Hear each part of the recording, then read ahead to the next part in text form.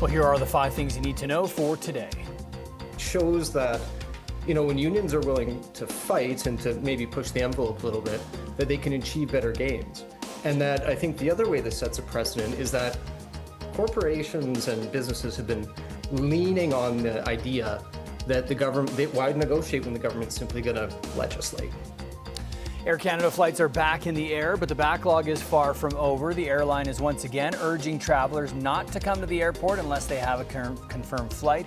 Air Canada says it will take 7 to 10 days before it is back to full capacity. The strike by flight attendants started Saturday and ended early yesterday morning, leaving more than 1,700 flights grounded. And there are some legal battles now brewing. 2 class action lawsuits are in the works in Quebec for Air Canada passengers affected by the strike. Canada Post and the union representing postal workers are back at the bargaining table today. They were supposed to resume talks last week, but that was delayed because the federal government mediators were working on the Air Canada strike. Unionized postal workers rejected Canada Post's latest offer that would have included wage hikes of around 13% over 4 years and added part-time workers to the workforce. Canada Post is looking for a formal response from the union on those proposals. Large American retailers like Home Depot want to keep similar prices on both sides of the border. So as they raise prices in the United States, we're going to see that spill over.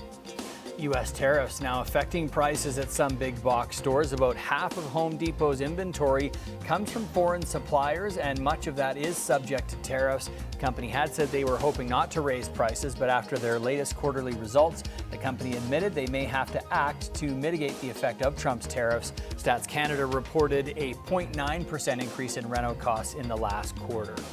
And 5 active Canadian military members have been suspended from their duties after a video emerged allegedly showing them giving Nazi salutes. The head of the Canadian Army, Lieutenant General Mike Wright, releasing a statement saying that he was deeply disturbed and profoundly disappointed by the contents of the video. The 5 active members are a part of the 5 Canadian Mechanized Brigade group in Quebec City. The video was shot in 2023. The 5 men could face dismissal depending on what the investigation uncovers. President Trump spoke with President Putin by phone, and he agreed to begin the next phase of the peace process, a meeting between President Putin and President Zelensky. While the White House says the U.S. president is still pushing for a meeting between the leaders of Russia and Ukraine, the Kremlin this morning seems to be downplaying the idea. In that phone call between Trump and Putin on Monday, Russia's president said he was open to the idea of direct talks with Ukraine. However, Russia's foreign minister watered that down the next day, saying meetings would have to be what he called gradual. NATO military chiefs are holding a virtual meeting on Ukraine today, and the UK's military chief is in Washington for talks about security guarantees for Ukraine.